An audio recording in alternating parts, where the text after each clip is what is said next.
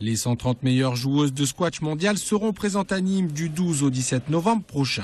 Elles vont se disputer le titre de championne du monde par équipe et parmi elles, la numéro 1 française, championne d'Europe 2012, Camille Serme, qui reste lucide sur les chances de médaille. Il y a 2 ans, on a fait le meilleur résultat qu'une équipe de France féminine ait fait, donc c'est-à-dire 6e.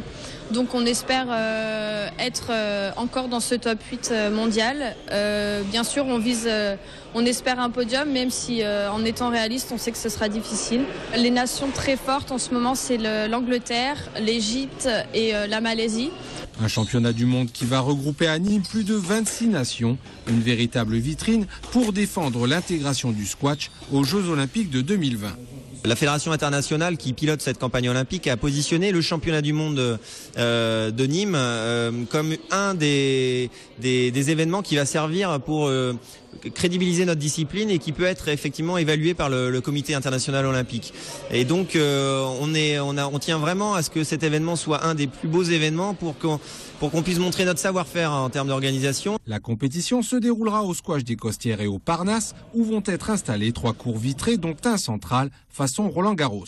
Je crois que chacun pèse entre 7 et 10 tonnes, entièrement vitré. Donc tout va être mis en œuvre pour que le spectateur puisse vraiment participer, voir au mieux la compétition. Début des rencontres le lundi 12 novembre et phase finale le samedi 17.